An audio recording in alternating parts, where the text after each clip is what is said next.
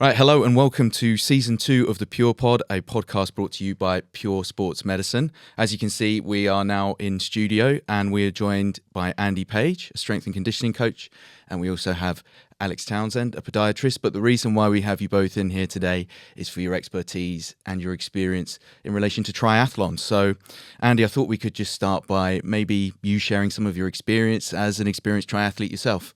Yeah, after I finished playing rugby around 2017, I started thinking, following a normal millennial arc, I think maybe I'll get into endurance sport. And then interestingly, I had a patient at Pure who was late 30s and loved triathlon. He'd been doing it alongside having a family, and he talked about all the great races and places to visit. And it kind of got me interested and sort of spurred me to think, you know what? I've done marathons and half marathons. Next step, maybe I try triathlon. And from there, it's been really exciting. Maybe 1 or 2 a year and try and find my way through going up through the distances. But yeah, it's sort of been my driving force. And now it's sort of continued on from there. More exotic races, more different things to do. Yeah. And Alex? I mean, I think it's a similar sort of story, really. It's the classic millennial quarter-life crisis, isn't it? I think it all started... The seed was certainly planted when I first graduated from uni. I was cycling with a chap who's like close to where I grew up, and he was training for the Ironman Wales at the time. And it just sort of planted that seed of, well, if he can do it, why can't I? And I sort of sat on it for a bit, went through my 20s, finished my postgrad, things like that. And then after finishing my postgrad, I was in a bit of a tough time in my 20s and thought I needed a challenge and just decided to sign up to an Ironman. It wasn't the plainest of sailings. I had an arm break and a wrist fracture a couple of weeks before my first race and had to postpone. But yeah, it just sort of followed that path really. And upon finishing my first Ironman, I then went and joined Pure here. And Andy and Chris, who I met in my first week, sort of got me to continue doing more and more races. So it's just become a bit of a habit now. Yeah. I think it is quite... a social community-based sport. Absolutely. Anyway. People, you go into your workplace, someone else does it, you have friends that want to do it, and it kind of becomes, maybe I should do that too, in a way that sometimes other sports don't because it's so accessible. Exactly. It was one of those things that always seemed so inaccessible, so impossible to do those distances, and then just knowing one person who you were on a par with on one of the disciplines makes you just think, you know what, why not have a crack? I agree. I think the path from rugby player to triathlete is easier if you're a back, I'm assuming. For me as a front row forward, it's not something that I've really thought too much about. So when you were thinking about going for that first event, what was the thought process in building a training regime? What were the mistakes that you made? I'm just thinking there might be people watching this who are bigging themselves up for that first race. So Alex, do you have any insight on that?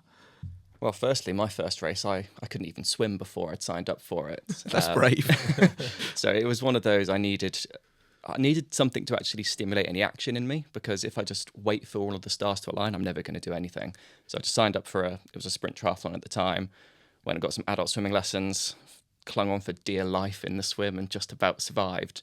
But yeah, it was just a case of just needed that challenge and wanting to actually kickstart something to make me go ahead with the discipline.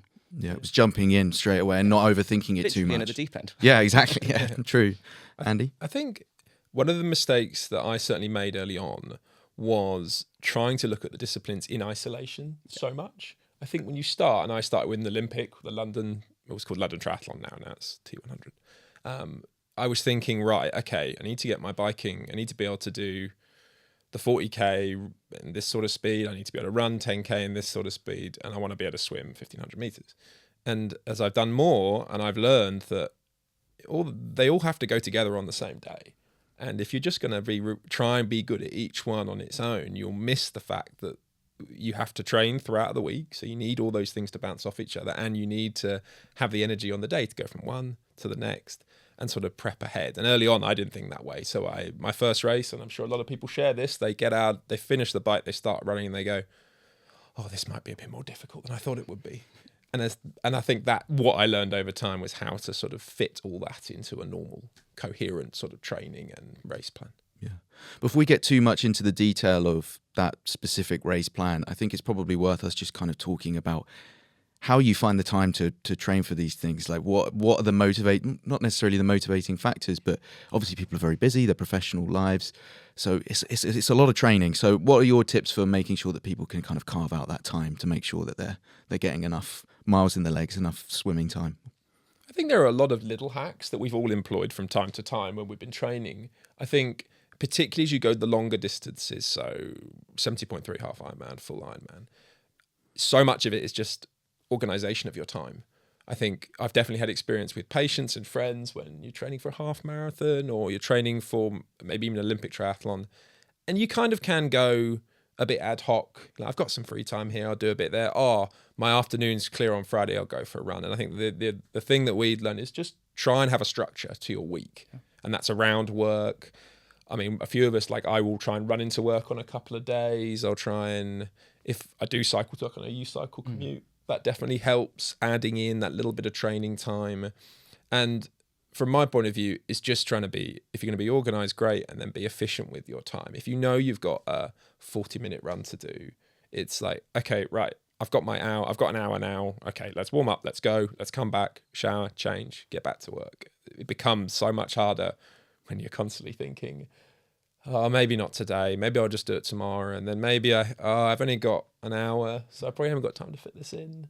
I don't know, what do you find? Because I know you have a longer commute than me, for example. Yeah, I mean, I'll be honest, with the sort of commute I have, so I live in southwest London, commuting up into the city, it's never going to be that really high quality training that you're going to get on a Zwift session in the evening where you can just absolutely go in the right zones, right power, etc. Yeah. But at least you're able to train that time in legs, time in the saddle. You know, through a couple of laps of Richmond Park in on the way to work is one of the things you're going to have to do, really.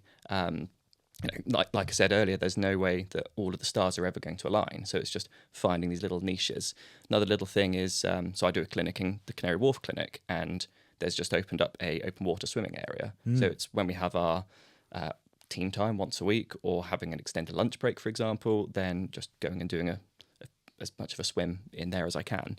And it's adding things like structure. So I always love to do park run on a Saturday, for example. And when it comes to those long runs, trying to do what my triathlon club have sort of coined a park run sandwich. So stacking your long run with park run in the middle, just so that you still have that social element. You still get to see your friends. You still get that community aspect, but you still get the time on legs. And, you know, Southwest London, you get to see some brilliant parks. You've got Richmond, Bushy Park on your doorstep. So it's just building it into that habit and really making it a good routine, which, you know, it's hard at the end of the day.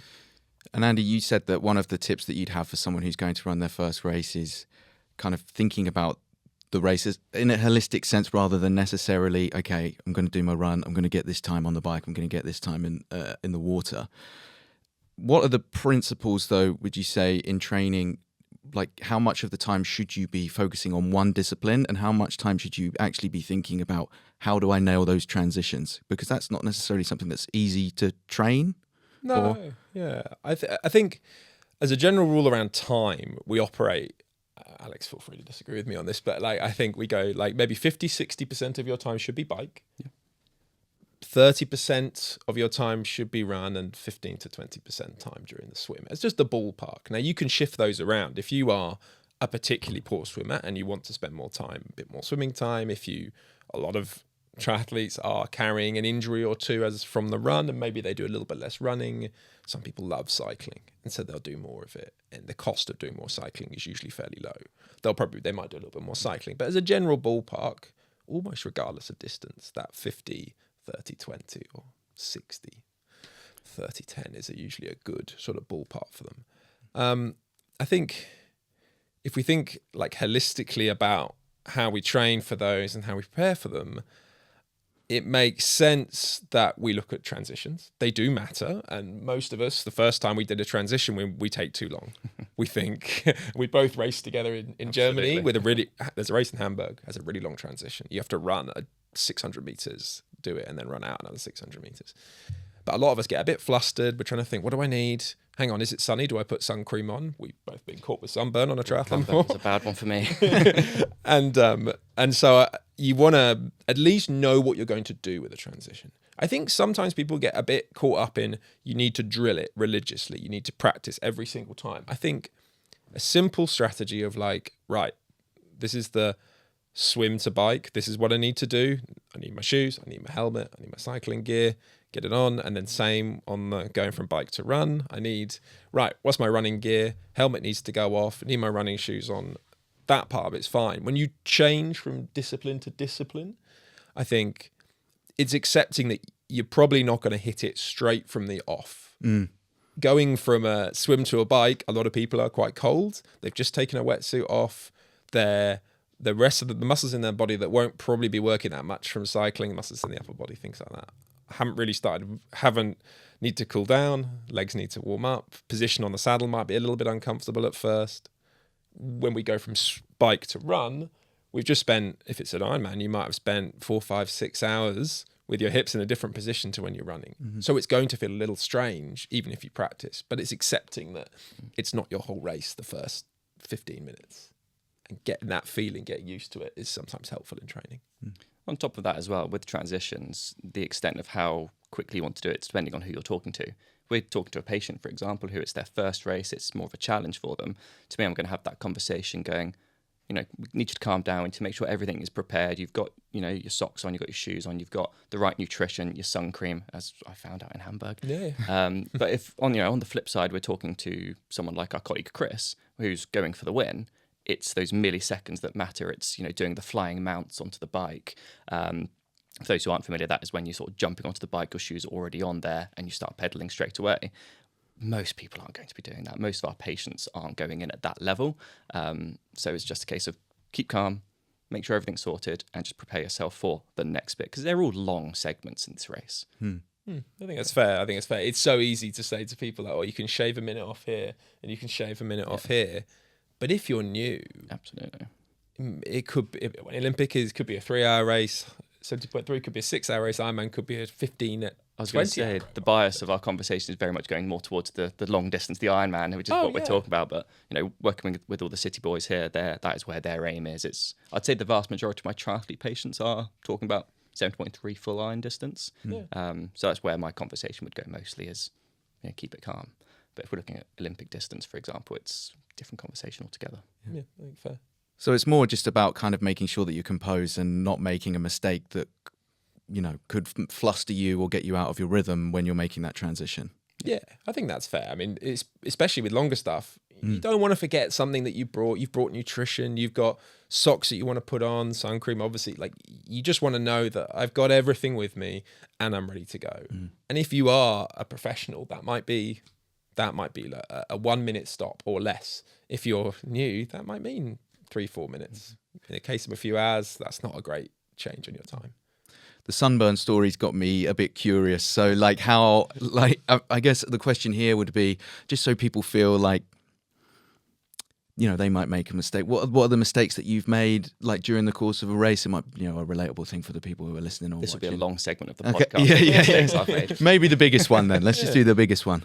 I'm trying to think of a really good one. Last year, I did London T100, and it was a warm day. We were talking 28, 30 degrees, and I did not adjust for that. And bear in mind, I've had a fair bit of experience. I've been doing it now for, 6 years or something. And I thought, okay, I'll take the same amount of fluid as I would normally do, same amount of carbohydrates on the bike as I would normally do, which is reasonably high. We're talking 90 to 100 grams of carbohydrates per hour. And even before the race, I got there a bit late. My taxi was late because early start trains weren't running. And I decided, I had a little bit of water, but probably not enough. On the bike, a lot of carbohydrates, not enough water. On the bike, because of the wind, you don't necessarily feel very hot, but you probably have sweated quite a lot. The wind takes away a lot of the sweat. And I started the run and my stomach was in a bad place. Just a prime example of not enough hydration for a warm day. And I started the run and I was like, this is going to be really hard. And then it took 5K, 6K, 7K of only drinking water, of letting my stomach settle down. But it cost me, 15 minutes on the run, 20 minutes on the run. That's quite a short race. So you end up struggling. So that was probably the biggest mistake I made, not adapting properly to environmental conditions. I mean, I think I've got one big example per race, really. I mean, thinking back to 2022, when it was my first full distance, it was up in Bolton. So at the time, the only English Ironman. And the course was supposed to be about 2,000 meters of elevation. So I thought, I'll be fine. a few weeks prior to the race, they had to change it, which ultimately meant that the race became about 3K of elevation. So I'd stupidly taken my time trial bike, and there was not much time to actually be in the time trial position because you're going up, you're going down.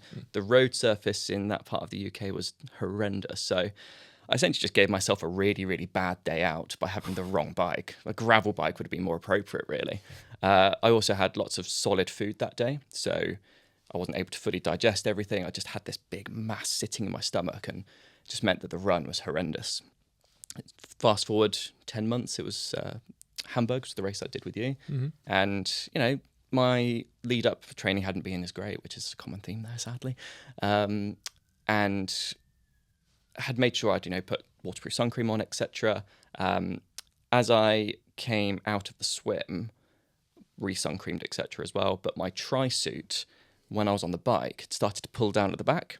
So I was just left with this perfect crescent of unprotected skin. Oh, no. And it was a hot day in Hamburg that year.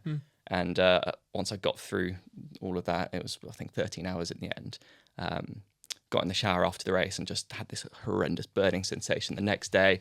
The back was completely blistered. It was, yeah, not nice. I'd always say, this is, I think, why my bias is towards taking extra time in transition, because of that mistake I made. Just making sure you are completely protected. The following year, I did Roth and Italy. I think those actually went quite well. I changed my fueling strategy, went gel only, didn't really have any major issues.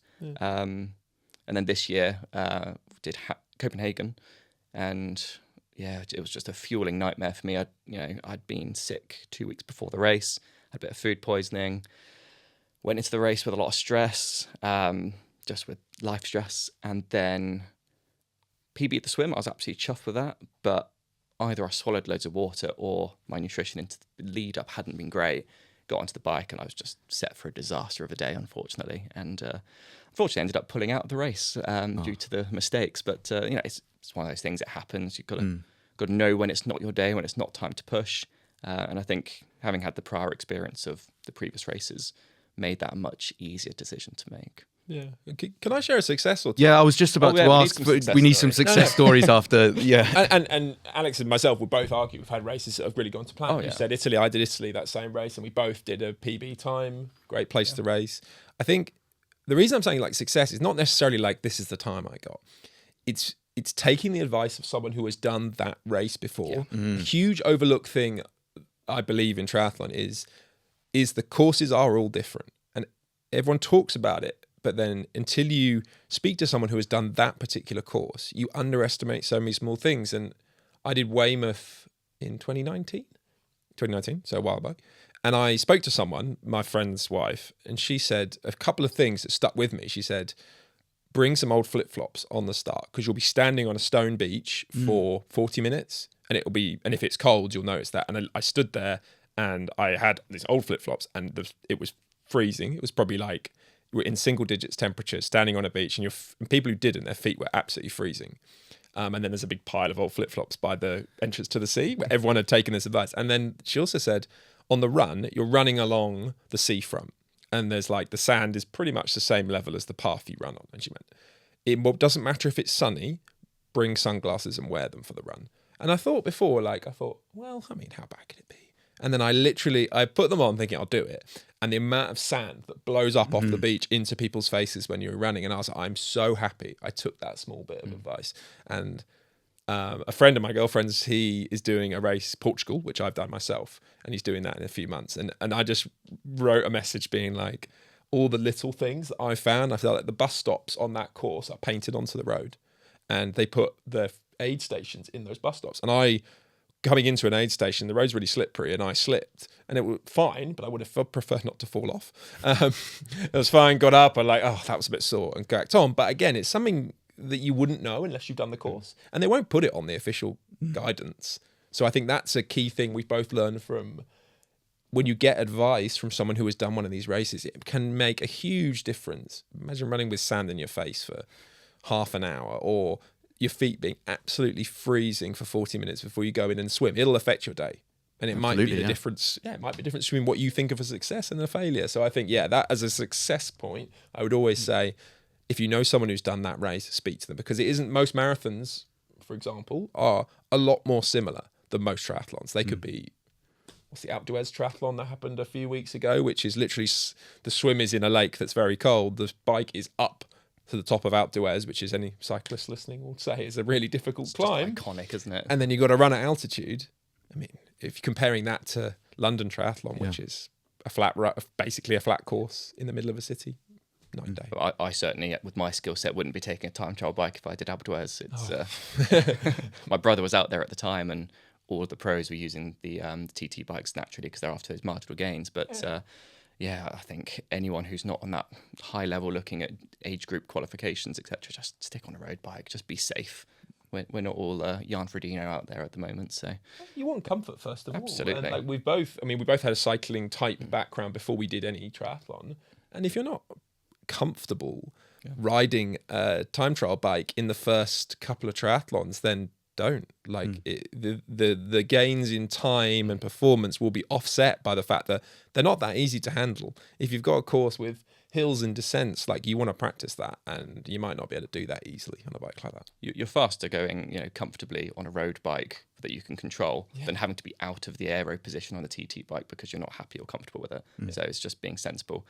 Out there at the moment, so many people are buying TT bikes unnecessarily, myself included, back when I did that for the first time because I thought it's what you had to do. But no, just if it's your first race and you're not comfortable on it, just stick on your road bike. It's going to be so much easier. Definitely. But yeah, we need to do more success stories for sure.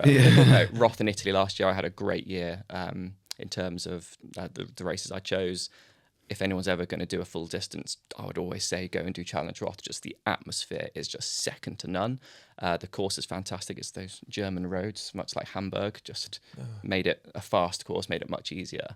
And then Italy was, again, just brilliant. I think carbo loading in Italy in the lead up to the race is going to make everything a bit easier. Best place to do it, isn't it? Absolutely. And had subsequent PBs on those, which, I think it's the very nature of being someone who chooses to do an Ironman or a marathon. You are naturally going to look out for the what did I not do right? So it's probably more within the personality rather than, it's loads and loads of failures. It's just, but you're constantly looking for those further improvements. Yeah. But, I think I just need to reflect a bit more on what did go well.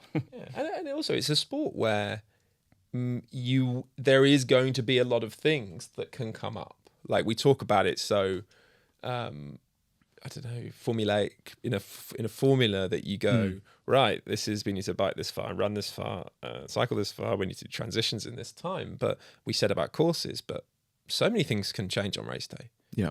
You can train perfectly, and we'll bring on this when we talk a little bit more about training, but it might not work that way on the day. You can put a lot of stuff away, and banking good training and good practice and being in good health will help. But things can change. What's the phrase? Everyone has a plan until they get punched in the face. Like sometimes a triathlon someone can punch you in the face on the swim. Quite literally, it's more a kick in my experience, or a kick in the face, and then your day is different, even if it's temporarily. Your goggles get broken, and that okay, so I might swim a bit slower, get out of the water a bit flustered. The Paris Olympics, that swim must have felt like a punch in the face, right? Because you can't necessarily prepare for some conditions like that, or the fact that the race got delayed for a couple of days, like with the open water swimming, things will change, right? Yeah. And you've got to be able to adapt. Yeah, and I think in team sport we take it for granted that yes, you can rely on your teammates in a way, know, or your coach.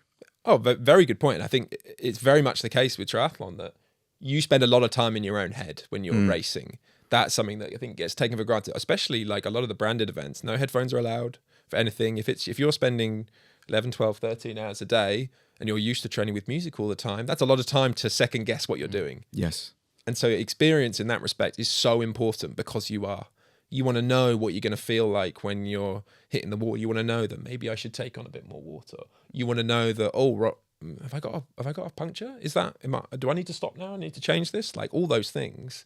In a team sport, you got people around you who might say, "Nah, you're fine." And I mean, triathlon's a very inclusive sport. People will help. People will say, "Oh, mate, you've just dropped that," and all this sort of stuff. But there is still a lot of it where you've got to be a little bit prepared mentally for what it's going to be on the day. Yeah. That's all great advice, and not something that we actually prepared for. So a good little diversion from the plan there. So I want to go back a little bit towards training. Andy, I've got a specific question for you as an S&C coach. What supplementary training would you recommend that people should be doing? How much time should they be spending in the gym? Is there some other form of exercise that can really help with your performance?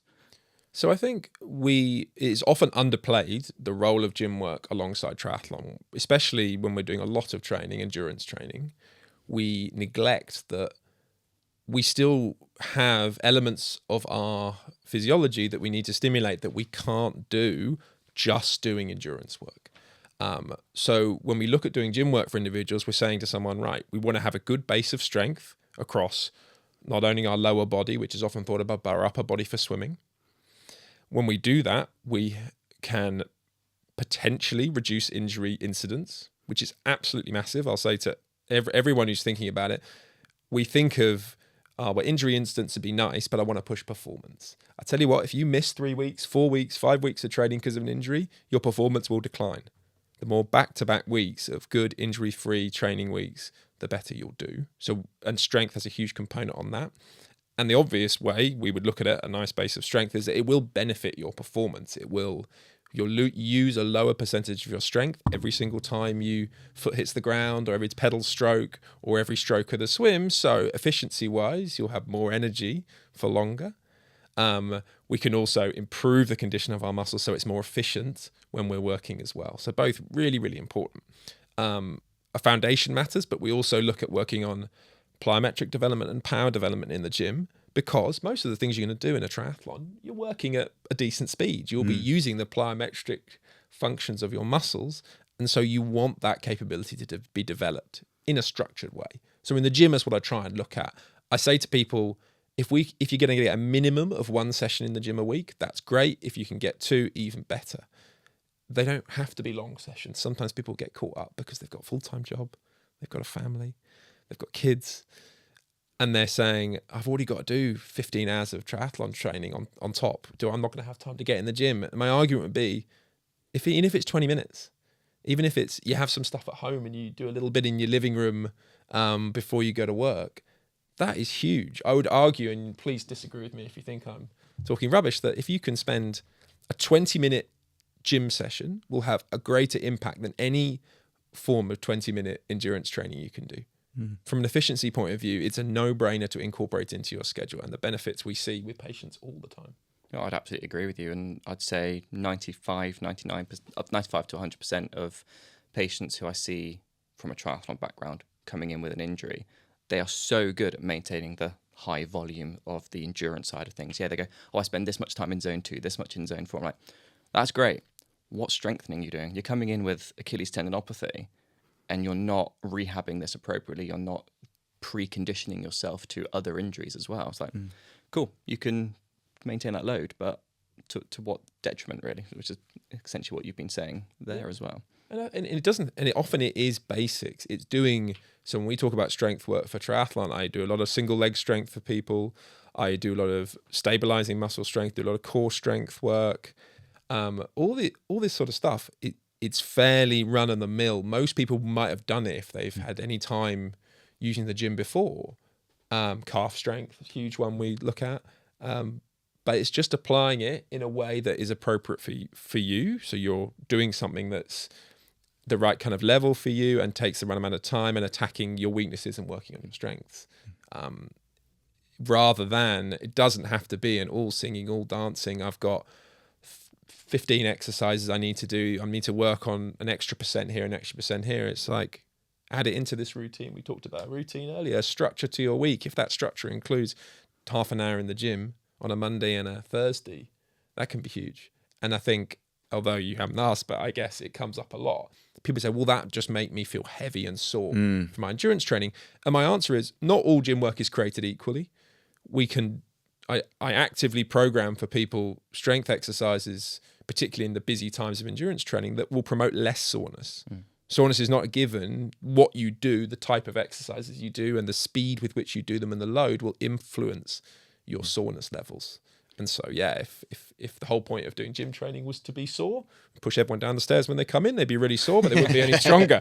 The whole point is to be a better athlete, and there are ways of doing that besides just being really sore. The irony is, when I again have patients coming in with these injuries, and I suggest strength training coming in to see you or one of the strength coaches based on whichever location they're at, they're always saying, "Oh, I don't want to do the gym work because I might get injured," and it's just a complete irony that it's actually more injury prevention rather than. And I think it's that association of DOMs. Are they an injury? Patients often perceiving it in that way, and it's just it just baffles me, quite frankly, because if they come and see you, get nice and strong leading up into this, it gives that better foundation to build on all the rest of the cardio work. So, by same token, how many people do you have in who have got an injury? They're triathlete. How many people actually get the injury doing resistance work or strength work? 0. And how many people do it, say, running or swimming? Yeah, hypothetically. And so would they come in and say, I don't want to do the running because I'll get injured? Yeah. Or I don't want to do the biking because my back will get sore. No, most people will do that, accepting that that's probably the place where you might get hurt, and you can probably make a huge difference to that if you just look after your body a bit better around it. Yeah. And you said that people are coming in and they that I don't want to get heavier. Are they just conflating the idea that if you're in the gym, you're training for hypertrophy when really it's supplementary, right? It can be tailored to what you need. You're not going into the gym just to get massive. That's obviously not the goal. No, and just like we said about soreness, like hypertrophy is one outcome from resistance training, and that outcome isn't preordained for everyone. Some people's body type isn't particularly predisposed towards getting bigger and heavier. Some people's diet isn't going to support getting big, muscly and heavy, and often it's the type of training as well. Like, it would be saying that I don't want to eat evening meals because I'll get overweight. I say, well, hang on, what are you having for your evening meal? Like, I mean, if you have 5 chickens and 100 potatoes, you might get overweight, but you could have a very healthy evening meal and be healthier. And that's kind of the attitude I'd like to have with it, is saying to someone, I could probably say to a lot of people, doesn't matter what I did in the gym with you, I don't think you're going to put on 20 kilos and be heavy and uncompetitive in a race. I'd be interested to hear your thoughts on the sort of change in the last few years to going to super high volume training, sort of reflecting similar training methods to those like the Norwegians, so Christian, Gustav, etc. I'm starting to notice a lot more patients coming in with super high volumes of training, but these guys aren't professional. They're coming in with their 40, 50 hours a week city jobs. What's your thoughts on the lay person doing those high volume sessions? I think you make a really good point when you allude to, Christian and Gustav are 2 Norwegian triathletes. Norwegian methods sort of come into conversation. On top of the fact they're genetically very gifted. Yeah. Which you have to be the best in the world. That is their full-time job, triathlon. They have a team around them. They're putting everything of their life towards doing that. So they can support a lot more training time. If you're going to train, these guys train 35 hours a week of triathlon training, which most of us, even if you had the time, would be tough to support. For the average person, it sometimes is a bit of a crutch that if you're not doing as good a quality training, if you just add more time, you might get better.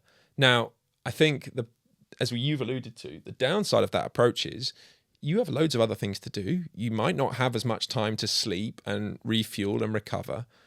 And so that approach, you might get a reward because you're doing so much, but you also run a very high risk of injury, illness, burnout, often not related to either, and also stress, because that can all be compounded. So my advice would be, it's better to look at it from an efficiency point of view. Like, what am I getting out of each session? Why am I doing it? And a lot of times, the most efficient way to train is not by doing the most amount of hours. The bad side is you get advice from people who come in who've done a little bit, and they'll say like, oh, these people in my club are doing this much and this much, and this guy's doing 30 hours a week and his performance is X, Y, and Z. And for everyone who succeeds with that approach, there are going to be people who fail, but we don't necessarily hear about the failures. We hear about the people who are doing so much, they've thrown everything at the wall and they're the one that's stuck. So I think be a little bit more targeted, be more efficient, because the elite professionals are the elite professionals for a reason, and they can sustain what most members of the public just can't. Even the elite professionals, though, still reach at this breakdown point as well. I mean, again, keeping on the Gustav and Christian approach, because Christian can just absorb all this volume of training. Yeah. Gustav's had this Achilles injury on and off. Is it the volume's too high? Like what, he's had other life factors as well. But that's the same argument with our caseload we have here as well. It's all those additional stresses. Just seeing, I mean, we see the breakdown point with patients. We work with people who are injured, for example, hence the bias here. But no, just interested to hear your thoughts. And I think you said this. You made a really good point earlier when you said about stress, a stressful period in your life. I remember hearing from a coach once, triathlon coach, and he said they asked him what was the most significant factor in the load on an athlete, and he said stress, and he meant life stress. And you see it every day. We get people in who have picked up an injury or picked up or have got ill repeatedly and have a soreness or not able to do things. And so many times underlying that is, I've got this with my life. I've got this with my family. My job's stressful. That stress, you cannot compare that stress to, I did a hard run session this morning and this afternoon I'm feeling a bit tired and sore. It's that psychological stress that can make a huge difference. Absolutely. Alex, on that overwork point, is that something that you see when maybe somebody's making a jump up in distance? They think that they automatically just have to get more miles in their legs? Yes, to an extent. I mean, I do think we're not going through the traditional jump up that people used to do. Since COVID, it just seems that people are jumping straight to Ironman. It's like it's just gone on steroids now. Historically, you'd have, start off with the sprint, then you go into the Olympic, then you'd go up to half iron. Now you've got the T100, then you go into the full distance. And you saw this with the professionals. I mean, thinking of Jan Frodeno and Alistair Brownlee, they all started off at Olympic distance, won the Olympics in Beijing and in London, and then they progressed into full distance later on. Most of our patients are coming and going, straight away, I'm going to do an Ironman. They've not they've not figured out what their base level is going to be. So they're massively breaching this acute chronic workload ratio, and they're just doing way too much, breaching the capacity of what their tissues can take. And in clinic, when I have people coming in to see me, they are coming for a biomechanical assessment. I'm going to look at their running, look at their walking, see anatomically, is there something to do with their anatomy or their movement patterns that might contribute to this? And, often there is something, but it's not going to be the silver bullet of, yes, you have this injury because you got a contralateral hip drop or because your foot's a bit more abducted. It's often, we've got a little bit of that, but we're lacking the conditioning. We've breached our capacity. We're training far too much, far too early. So it's a hard question to answer, really. I think I've just rambled there. No, I think that's fair. I mean, but I think maybe, without making too broad a societal point here, is that people are seeing things, they're seeing their friends run an Ironman or something on social media, and they're like, well, I've got to go and do that. And I'm guilty straight away. That's what got me into the sport in the first place. And like we talked about it with, you can mirror it in running because people see their friends doing London Marathon. They see they're raising money and they think, it was a time when people would be like, I want to do a 10K, that'd be great. I want to do a half marathon, it'd be great. And then I'll step up. And that's sort of what I did when I did a bit of running as well. But now it's like, a marathon would be so cool. Yeah. Because everyone will come up to me and be like, oh, that's so great, you're doing a marathon. They just go in. And Ironman, for example, as a brand, do this incredibly well because people look at that and they say, right, I could have a tattoo. I could do it. I could tell everyone I've done an Ironman. Everyone recognizes the name rather than what it is. You say you've done an Olympic triathlon. That is an impressive thing to do, but it almost gets swept under because it's not the thing that people talk about when they go like, oh, so you did a triathlon? You did an Ironman? And people will go, oh, no, not yet. And so I think it's just become so normalised. Yeah. So normalised. It's wild. Yeah, I liked what you said about when you were saying about people coming into clinic and they might have the biomechanical thing. I had a really good quote yesterday that someone told me. They said, think of the state of the patient individual like a forest. And they said the forest gets the injury history, the age, the maybe a poor lifestyle, being weak, the biomechanical factor. They make the forest dry. They dry out the forest, but they don't cause the forest fire. Yeah. The forest fire is caused by something else, whether it's the sun, whether it's someone walking past. I think that's a really good point with this. We get people come in who are maybe making mistakes, not optimized maybe, but it's something else that maybe tips them into, now I've got an injury, I need to stop training and rehab. And finding that is part of what we do. It's sort of shining that light, like, right, okay, we can address those factors as well. That'll help. I love that metaphor. I'm now going to steal that for clinic. I stole it from something else, so I'm going to use it. That's an original idea, and we're using that for social media clips. So it's Thank all you. good. Thank you. I think that there's a question here around the individual risk that each discipline represents from an injury perspective. Alex, I'm particularly thinking of lower leg injuries here with running. So I guess what are the different kind of injury risks with the three different disciplines? I mean, from a podiatry perspective, so my clinical interest is purely lower limb. I'll see foot and ankle, I'll see lower leg injuries. So yeah, it's mostly the running injuries is going to be the biggest factor. I will very rarely see anything on the bike. And it is, again, that accumulative workload. I quite often have people trying to come in for an assessment prior to them starting up things going, I just want you to tell me what in my running form is going to lead to an injury. And that's a really tricky grey area. And it's something which makes me a bit uncomfortable. I think clinically it makes us all a little bit uncomfortable because, one, I don't really want to put an idea into a patient's head saying, oh, you've got this, you've got that, and lead to this catastrophization. If I do have someone who's coming in with that, they're asymptomatic, which I don't see that often, and they are going, I just want to optimize myself. This will very much mean that I'm probably going to divert my referral pathway more into someone such as Andy, where we have much better screening tools with strength and conditioning. We know that if we have strength deficits, for example, we are going to increase our injury risk. Yes, everyone has a biomechanical predisposition to some form of injury. It's a small part of it in the bigger, broad sense of things. Not everyone with a pronated foot posture is going to end up with shin splints or a tendon problem. It's that accumulative multifactorial factor. Yeah. I think when we talk about the other disciplines, if we split them off, the one thing that we get that probably covers all of them, it would be lower back type problems. Yeah. Because with swimming, we end up with maybe more shoulder type issues or neck issues, depending on how experienced someone is with swimming. With cycling, you will get a few. We get things around the hip.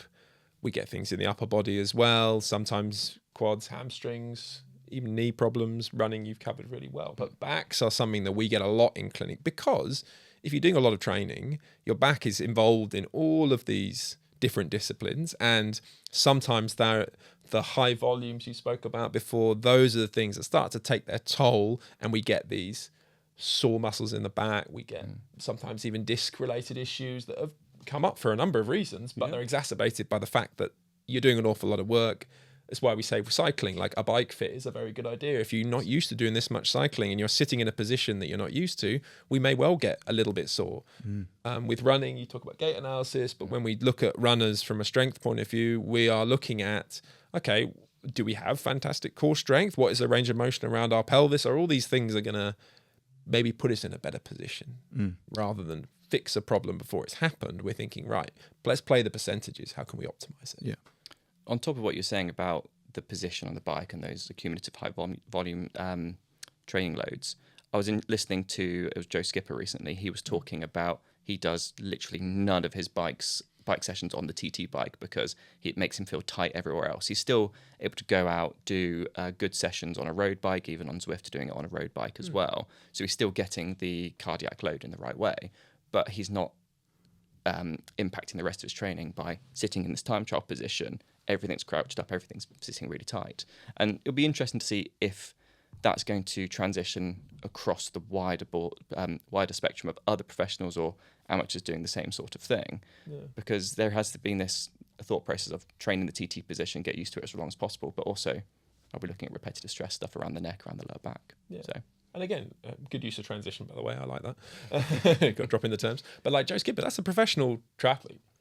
And someone who has won pro Ironman races before, and he's saying that like being in this one position isn't that comfortable for me, and he's probably had someone tell him this is an optimal position.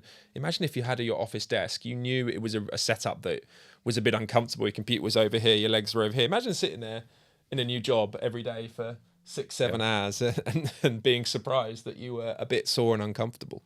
Like it makes sense that you would, maybe I'll move the computer in front of me. Maybe I'll optimize it a bit. And that has that impact with cycling, I think. Yeah. And say if you're presenting an injury in the lower leg, which means that you're off the road running for, I don't know, a month or so. I guess the beauty with triathlon is that you can just lean into your other disciplines. Is that something that you recommend? Like, is it something that presents its own risks? That's a good question. I mean, I often joke when I have a patient who is just a runner coming in with a running injury, I go, have you considered triathlon? Because we're going to still have that cardiac load across all 3 disciplines. But I'm quite a big advocate of someone coming with a running injury. Can I get them spinning a little bit more, maintaining that cardiac load? This is probably a more appropriate question for Andy, but I would certainly say with my runners, I do push them more into cycling to give them that maintenance. Yeah, and I think that you're right. There's an upside that we can lean into our swimming and cycling a bit more. We will, as you say, maintain cardiac load. A lot of that is psychological as well, because you're getting the drive from completing sessions and you're pushing your physiology in the training session. But if we have a running injury, we maybe need to hold back on running. There isn't necessarily a complete substitute. I've had people come in and say, well, can I not, I've got an Achilles problem, can I not use the cross trainer instead? Now, there's a problem with that running is still a relatively specific activity. If you're not impacting the grounds when you're running, you're not building up a tolerance for that. And you do need that to an extent. I mean, you do get professional triathletes who have to do hardly any running because they've built up so many injuries over the years and they just need to do a little bit of running. So they might be fine. But for the average person, you can replace some of it, but probably not all of it, by doing another discipline. So we try and highlight that to people. Like if you just ignore one discipline, just because you're fit, you might still find it quite difficult, because on top of everything else, there's a coordination pattern to doing endurance exercise that we don't really appreciate. And if we don't build up a coordination pattern where we're swimming, it seems obvious. Like you see a professional swimmer, they move so efficiently, but it's the same with cycling and same with running. The more we do it, the more efficient we get and the less energy we need to use for every stroke, pedal stroke, step. So we do need to keep it in if we can in some form. If you're injured and you can't run, you might have a long lead in for a race. That's fine. You can work on other things, rehab the injury properly, and then you will be able probably to get back and hit the ground running. But sometimes that does worry people that they can't carry on running for a month. And my advice would be, you can maintain your fitness to an extent. Let's rehab this properly. Let's get the right process in place. And then there is still plenty of time. And how might the two of you collaborate if somebody did come in with like a lower limb injury from their triathlon training? So I assume in that case, they probably present to you first, Alex, and then you would pass on to Andy. So how might that work as you work in tandem? I mean, as I sort of alluded to earlier, so people will come to me, I'll often with an injury. I will go through my assessment, diagnose them, have a look at them on the treadmill, go, okay, these are some of the things we could be working on. If they are injured, we'll probably start off with a bit of physio supplemented with strength and conditioning.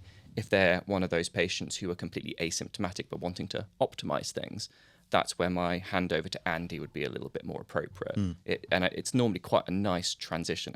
Again, using the word transition, quite a nice transition across. I'll bring patient over to Andy, go, okay, Mr. X has got, let's say, Roth in 8 months' time. This is his biomechanical profile. This is what's happening. We're currently asymptomatic, but this is his injury history. I'll give to Andy. Andy will likely do some strength testing, force decks, handheld dynamometry, that sort of stuff, and start to build in a bit of a strength and conditioning protocol. I'll let you take a little bit more of that. No, yeah. I mean, like from my point of view, we have those kind of patients present with you an injury. I also have ones that I'm seeing concurrently. So they're already seeing me because they're training, or it's like an autumn period and they're building up for next year doing strength. And we've had this recently. We have someone coming across, they've just started to get, say, some plantar foot pain. Yeah. And we say, look, this has not come up before. I say, well, it's actually a good opportunity to speak to my colleague Alex, and he can have a look at your footwear, have a look at your gait, and are there some quick wins that might help alleviate that so you can continue training. And then we're tying in another part of the picture. We have a fantastic group of physiotherapists. Absolutely. We mentioned Chris, one of our colleagues, who we can say, look, I think this injury could need a little bit more work. We think they're going to need some physiotherapy assistance, so we can bring someone like that in. And again, it's obviously a pro for the company, but it does work very well for these type of patients. Someone's going to yourself, they might be getting advice, they're getting maybe some rehabilitation from physiotherapy, and then I'm working with them either concurrently or I pick them up saying, right, we need to get our training back on track for the race.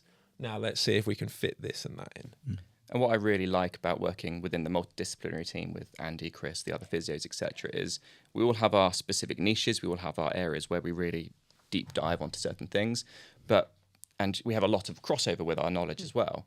But what's really reassuring is if I have a blind spot, let's say within the strength and conditioning world, Andy will be able to make up for that. If Andy's got a bit of a blind spot around plantar heel pain, I can have a little look at that. And we just sort of it acts as a bit of a parachute for the patient. So we've got all these people involved in their care, just helping to prop everybody up. And Andy, I know that Pure offers a triathlon screening service. So could you talk a little bit more about who presents to that and what kind of services they get and how you help them build into triathlon training? Yeah, sure. I mean, a few years ago, we had an idea that we wanted to have a service that would bring in beginners and also more experienced triathletes. And we designed it around, can we see what someone presents like as an athlete, how they move, their range of motion, their strength, and their capacity, and can we direct them towards some things that would, if they're new, say, look, this sort of thing would really benefit you and your performance, and also maybe help reduce a little bit of injury risk as well. And we wanted both parts because there's a lot of people who are doing triathlon who've never really looked at what am I like physically as an athlete and how can I improve, optimize that. So by designing it, we look at a range of different factors. So we do a comprehensive history. We ask someone to send us a lot of their injury stuff, their previous training experience. Then we go through a range of motion assessment, strength assessment, including the force dex analysis, and then we do a lactate threshold test as well. Primary purpose of that is we want people to work out their training zones and heart rate zones, all kind of geared around the same fact. How can we try and set you up so you are best prepared to go into a training block for a triathlon? And it should hopefully support people who, even if they have a coach who works outside of the company, and we're saying, right, this is what we think will really help that person compete. We also provide a first stage of a strength and conditioning plan to someone as well. So these are what you think you should be working at in the gym.